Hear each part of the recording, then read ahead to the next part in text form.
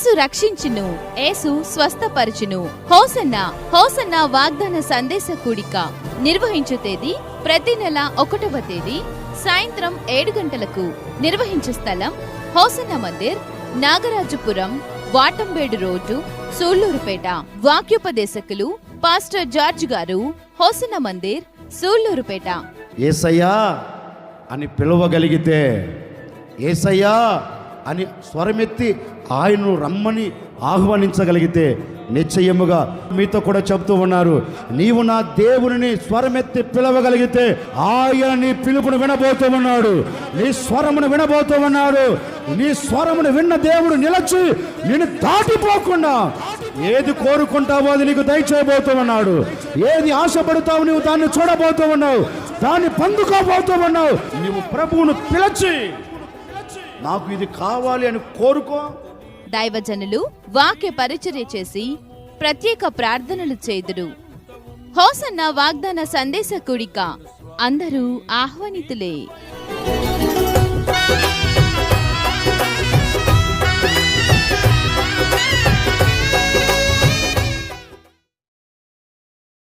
మన ప్రభువు అయిన యేసుక్రీస్తు నామములో మీ అందరికీ నా హృదయపూర్వకమైన వందనాలు. దేవుడి దినమంతా మీకు తోడై ఉండి మిమ్మల్ని ఆశీర్వదించి దీవించి కాపాడునుగాక. మీ ఉద్దేశాలు, మీ తలంపులన్నిటినీ నా ప్రభు స్థిరపరిచి నెరవేర్చి దీవెనకరంగా మీ కుటుంబాలకు మార్చునుగాక. పరిశుద్ధ గ్రంథంలో నుండి 40వ కీర్తన 5వ చరణాన్ని నేను చదువుతా ఉన్నాను. ఈ పరిశుద్ధ గ్రంథమైన బైబిల్ తెరచి చూడండి. యెహోవా నా దేవా, నీవు మా ఎడల జరిగించిన ఆశ్చర్య క్రియలను, మా ఎడల నీకున్న తలంపులు బహు విస్తారములు. ఈ కీర్తనకారుడు దేవుని సన్నిధిలోనికి వెళ్ళి దేవుని సన్నిధిలో చేరి దేవుని సన్నిధిలో ఒక చిన్న ప్రార్థన చేస్తున్నారు. ఏమని ప్రార్థన చేస్తున్నారు అంటే, దేవా నీకు మా ఎడల ఉన్న తలంపులు ఎంతో విస్తారమైనవి.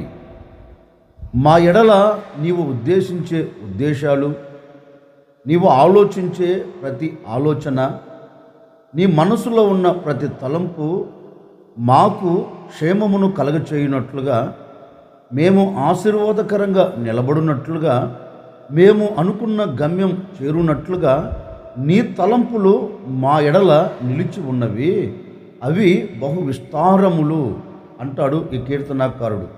ఎందుకని ఈ మాట దేవుని సన్నిధిలో చేరి ఈ మాట చెప్తున్నారు అంటే, అతని ఎడల దేవుడు తలంచిన ఆ తలంపులు, అతని ఎడల దేవుడు యోచించిన ప్రతి యోచన, దేవుని మనసులో ఉన్న ప్రతి చిత్తం, అతని ఎడల ఆశీర్వాదకరంగా దేవుని తలంపులు, దేవుని ఉద్దేశాలు నిలిచి అతనిని ఆశీర్వాదకరంగా నిలబెట్టే గనుక ఇతడు దేవుని సన్నిధిలోనికి వెళ్ళి ఒక చిన్న ప్రార్థన చేస్తున్నాడు. నీవు నా ఎడల ఆలోచించిన ఆలోచనలు, నీవు నా ఎడల ఉద్దేశించిన ఆ తలంపులు నా పట్ల బహు విస్తారములై ఉన్నాయి గనుకనే నేను ఈరోజు ఈ స్థితిలో నిలిచి ఉన్నాను అంటాడు ఈ భక్తుడు. నిజమే, దేవుని ఉద్దేశాలు వేరు, దేవుని చిత్తము వేరు, దేవుని సంకల్పం వేరు, దేవుని ఆలోచన తలంపులు వేరండి. ఎందుకంటే ఆయన ఆలోచించినది ఏది కూడా మనకు శాపయుక్తముగా మారదు, ఆయన తలంచినది ఏది కూడా మనకు దరిద్రంగా మారదండి. ఆయన తలంచినది ఏది కూడా మనకు కానివ్వండి, మన కుటుంబానికి కానివ్వండి, కీడు కలగచేసేవి కాదు.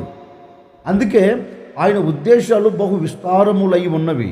ఈ రోజున దేవుని తలంపులు మన ఎడల ఎందుకు జరగట్లేదు అంటే, మనకు మనము ఆలోచిస్తూ ఉన్నాం. అంటే దేవుని తలంపులు మన ఎదుట జరగకపోయేదానికి కారణం ఏంటో తెలుసండి, దేవుని చిత్తానికి నీవు అప్పగించుకోవట్లేదు. ఆయన తలంపులు నా ఎడల జరగాలి అని నీవు మనసు విప్పి మనసారా దేవుని సన్నిధిలోనికి వెళ్ళి ఆయన తలంపుల కోసం ఎదురు చూడగలిగితే, ఆయన ఉద్దేశాల కోసం మనం ఎదురు చూడట్లేదండి. ఉద్దేశాల కోసం ఎదురు చూడకుండా మన ఉద్దేశాలు నెరవేర్చుకుంటున్నాం, మన చిత్తాలు, మన తలంపులు మనం నెరవేర్చుకుంటున్నాం గనుకనే ఇప్పటి వరకు వేదన పడుతూనే ఉన్నాం. నీ వ్యక్తిగత జీవితం కానివ్వండి, నీ కుటుంబపరమైన జీవితం కానివ్వండి, నీ పిల్లల జీవితమే కానివ్వండి ఎందుకు ఆశీర్వాదకరంగా సమాజంలో నిలబడలేకపోతుంది అంటే, ఎందుకు మీరు అనుకున్న గమ్యం చేర్చబడలేకపోతున్నారు అంటే, వాక్యం అంటుందండి, ఆయన చిత్తానికి, ఆయన తలంపులకు, ఆయన ఉద్దేశానికి నీవు అప్పగించుకోవట్లేదు. నీ తలంపులు మాత్రమే నీవు నెరవేర్చుకుంటున్నావు. నీ తలంపులు మాత్రమే జరగాలని ఆశపడుతూ అడుగులు వేస్తున్నందువలన నీ తలంపులు నీకు క్షామమును కలగచేస్తున్నాయి కదా. నీ తలంపులు నీకు క్షేమం ఇవ్వట్లేదు కదా. నీ తలంపులు నీకు శాపయుక్తంగా మారాయి కదా. కనుక ఆ తలంపులను విడిచి, అందుకే దేవుని వాక్యం కూడా చెప్తుంది, వారి హృదయ ఆలోచన, వారి హృదయ తలంపులు నాకు విరోధముగా ఉన్నాయి. వాక్యం అంటుంది, వారి హృదయ ఆలోచన మారిపోయింది, వారి హృదయ తలంపులు మారిపోయాయి. వారి హృదయంలో వస్తున్న ప్రతి ఆలోచన, ప్రతి తలంపులు నాకు విభిన్నంగా ఉన్నాయి. కనుక వారు ఎక్కడ నిలిచి ఉన్నారంటే, పాపయుక్తమైన చోట నిలిచి ఉన్నారు. వారు ఏ చోట నిలబడ్డారు అంటే, కాలు జారు చోటున వారు నిలిచిపోయారు. ఎందుకని కాలు జారు చోటున వారు నిలిచిపోయారంటే, వారి తలంపులు వారు నెరవేర్చుకుంటున్నారు. వారి తలంపులు వారు నెరవేర్చుకుంటూ వెళుతున్నందువలన వారు కాలు జారే చోట నిలిచిపోయారంటండి. నిజమే కదా. ఇప్పటి వరకు జారిపోయిన స్థితిలో నువ్వు ఎందుకున్నావు? ఇప్పటి వరకు పడిపోయిన స్థితిలో నువ్వు ఎందుకున్నావు? నీ ఆలోచన నెరవేర్చుకుంటూ, నేను ఇది చేస్తే ఆశీర్వాదకరంగా ఉంటాను అనుకున్నావు. నేను ఇక్కడికి వెళ్తే క్షేమమును చూస్తాను అని అడుగులు వేసావు. నువ్వు అనుకున్న చోటికి వెళ్ళి నిలిచావు కదా. ఏమైనా నీకు క్షేమం కలిగిందా? నీ తలంపుల ప్రకారం, నీ ఆలోచన ప్రకారం, నీ ఉద్దేశాల ప్రకారం నీవు అడుగులు వేస్తూ వచ్చావు కదా. ఏమైనా మేలును చూడగలిగావా? ఏమైనా ఆశీర్వాదానికి నాంది పలకగలిగావా? అనుకున్న గమ్యము చేరి ఆనందకరంగా నీకు కలిగిన సమస్తం నిలిచి ఉన్నారా అంటే, ఆనందానికి బదులు శాపాన్ని చూస్తున్నావు, ఆనందానికి బదులు దుఃఖాన్ని చూస్తున్నావు, ఆనందానికి బదులు క్షేమాన్ని చూడవలసిన నీవు క్షామమును అనుభవిస్తూ ఈ రోజున కుటుంబం నరకయుక్తముగా మారిందండి. కారణం ఏంటంటే, నీ తలంపులు నువ్వు నెరవేర్చుకుంటూ వస్తున్నందువలన ఇప్పటి వరకు నీకు ప్రతికూలతలే కానీ అనుకూలతలు ఏమైనా జరుగుతూ వచ్చాయండి? ఏమీ జరగలేదు. కారణం ఏంటో తెలుసా? నీ తలంపులు నువ్వు నెరవేర్చుకుంటూ వస్తున్నావు. అందుకే నీ తలంపులను తీసి నీవు దేవుని చిత్తానికి అప్పగించుకోగలిగితేయా, నీ తలంపులు నా ఎడల జరిగించు.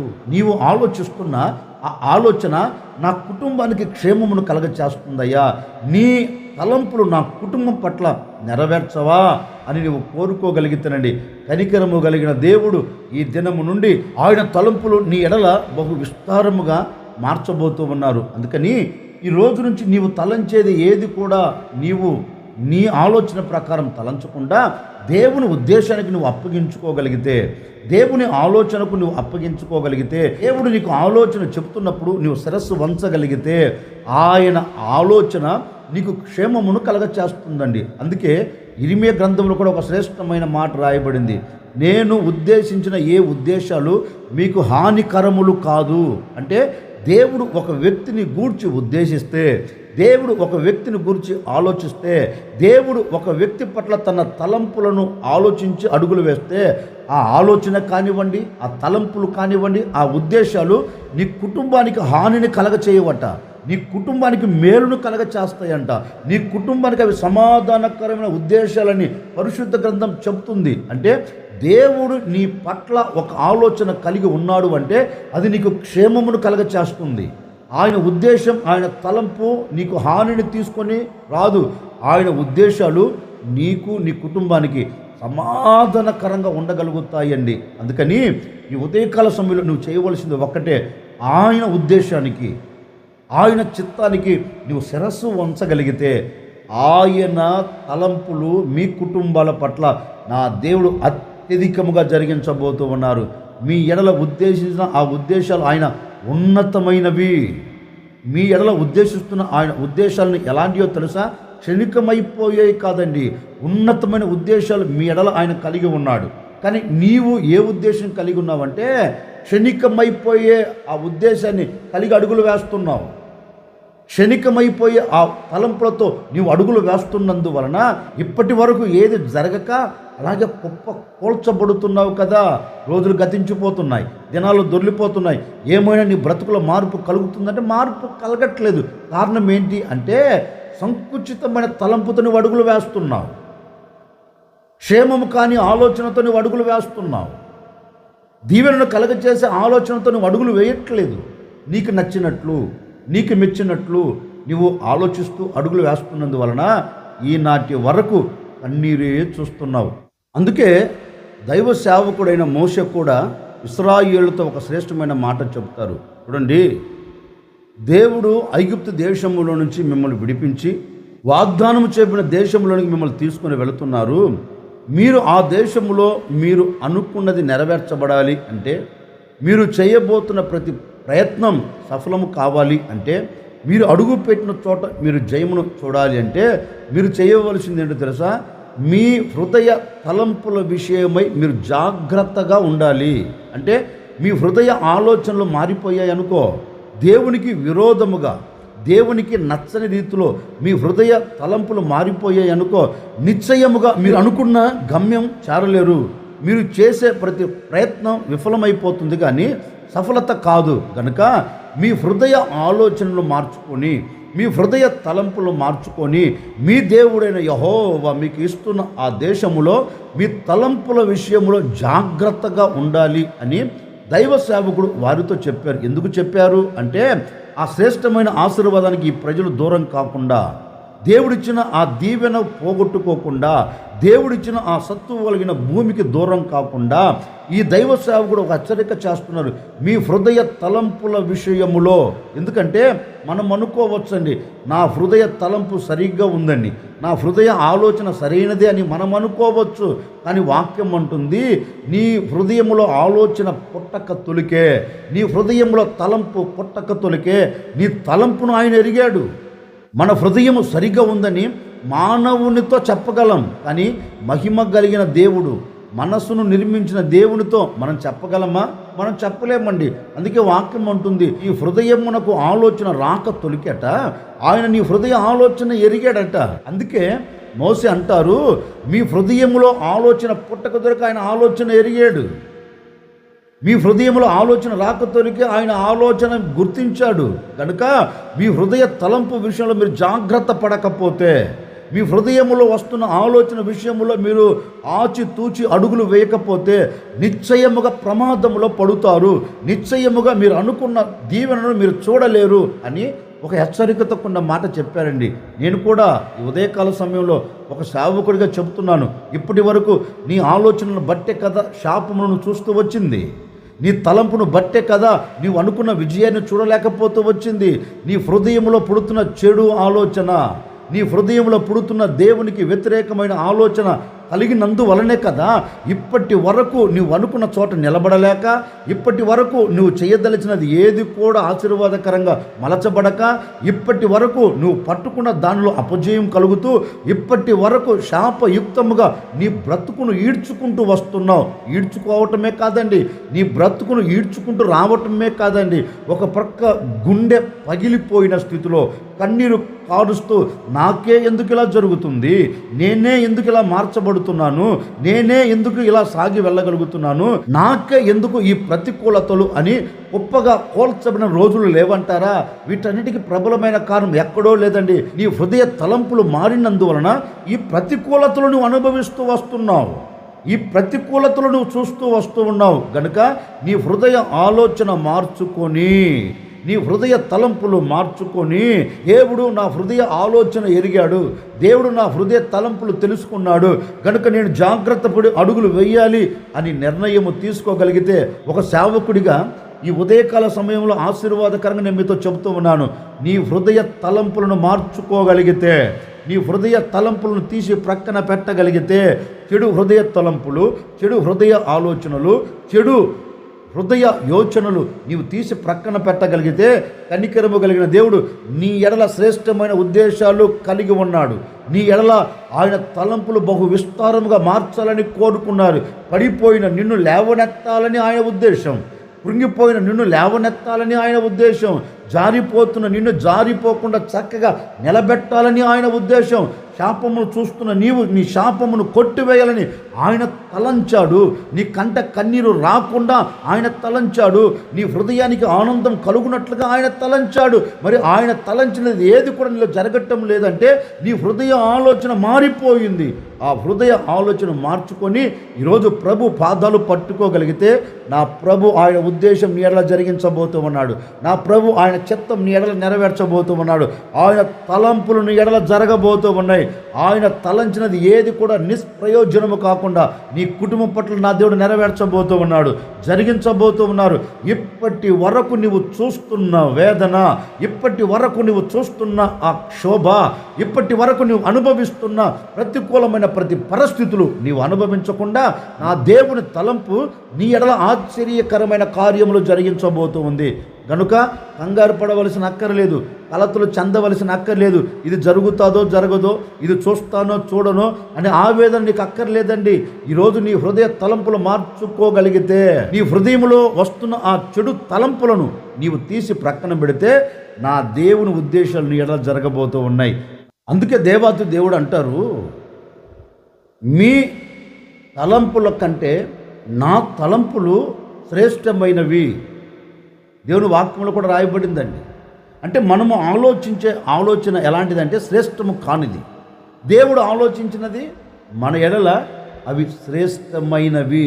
అందుకే ఈ భక్తుడు అంటారు, నీవు నా ఎడల ఆలోచించిన ఆలోచన, ఆ తలంపు ఎలాంటిది అంటే బహు విస్తారమైనది. ఏంటి ఆయన తలంపు, ఏంటి ఆయన ఉద్దేశాలంటే వాక్యం ఈ విధంగా చెప్తుంది. 40వ కీర్తన 5వ చరణం నేను చదువుతా ఉన్నాను. యెహోవా నా దేవా, నీవు మా ఎడల జరిగించిన ఆశ్చర్య క్రియలను, అంటే దేవుని తలంపంతా ఏంటి అంటే వాక్యం ఉంటుంది, మన ఎడల ఆశ్చర్యమైన క్రియలు జరిగించాలి అని, ఆశ్చర్యమైన కార్యం జరగాలని ఆయన తలంచి ఉన్నారు. అందుకే ఒక సేవకుడిగా నా ముగింపు మాటలుగా నేను మీతో చెప్పాలనుకున్న మాట ఏంటంటే, ఆయన తలంపు ఎలాంటిది అంటే నీ బ్రతుకులో ఒక ఆశ్చర్యమైన కార్యం జరిగించాలి అని ఆయన తలంచాడు.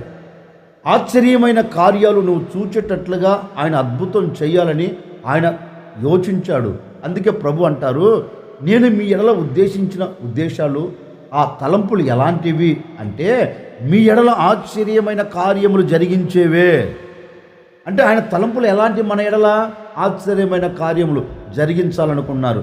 ఓ సేవకుడిగా నిండు మనసుతో కోరుకుంటున్నానండి, ఈ రోజు నుండి మీ కుటుంబాల పట్ల నా దేవుడు ఆశ్చర్యమైన కార్యములు జరిగించునుగాక, అద్భుతమైన కార్యములు జరిగించునుగాక. నీ కుటుంబం కట్టబడినట్లుగా కార్యం నెరవేర్చునుగాక, నీ భవిష్యత్ కట్టబడినట్లుగా నా దేవుడు కార్యం జరిగించునుగాక. నీ పిల్లల జీవితాన్ని కట్టి, నీ కుటుంబపు జీవితాన్ని కట్టి నా దేవుడు సమాజంలో విలువగా నిలబెట్టే కార్యం జరిగించునుగాక. మీరు ఎక్కడికి వెళుతున్నా, ఏ చోట నిలబడుతున్నా నా దేవుడు అద్భుతమైన కార్యములు జరిగించి ఆయన ఉద్దేశాలు, ఆయన చిత్తాలు, ఆయన తలంపులు మీ కుటుంబాలు ఒక్కొక్కరిలో నెరవేర్చి మీ కుటుంబాల పట్ల నా దేవుడు కార్యము జరిగించునుగాక. ఈరోజు ఒక చిన్న నిర్ణయం తీసుకొని, అయ్యా నా తలంపులు కాదయ్యా, నా ఉద్దేశాలు ఉద్రేకాలు కాదయ్యా, నీ తలంపులు నా ఎడల జరిగిస్తే అవి ఆశ్చర్య కార్యములుగా మారుతాయి అని నువ్వు ప్రార్థన చేసుకోండి. నిశ్చయముగా నా దేవుడు అలాంటి కార్యం మీ ఎడల జరిగించబోతూ ఉన్నారు. నేను కూడా మీ కొరకు ఒక చిన్న ప్రార్థన చేయబోతున్నాను. ఆశ్చర్యకరుడా మీకు స్తోత్రాలు చెల్లిస్తూ ఉన్నాం. గడిచిన దినాలన్నీ, గడిచిన రోజులన్నీ మీరు మమ్మల్ని కాపాడుతూ ఆశ్చర్యమైన కార్యాలు జరిగిస్తూ వచ్చారు. అందుని బట్టి మీకు స్తోత్రము తండ్రి.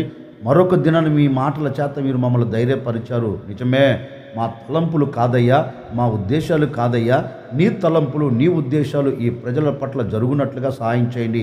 ఇప్పటి వరకు మా ఉద్దేశాలు మాకు హానిని కలగచేస్తూ వచ్చాయి. మా చిత్తం మాకు క్షేమమును ఇవ్వలేకుండా పోయింది నాయన. నీ ఉద్దేశం, నీ తలంపులు, నీ చిత్తం మా ఎడల జరిగించండి. ఎందరైతే కోరుకుంటున్నారో ఈ దినము నుండి ప్రతి కుటుంబం పట్ల మీ తలంపులు జరుగునుగాక, మీ ఆశ్చర్యమైన కార్యాలు జరుగునుగాక తండ్రి.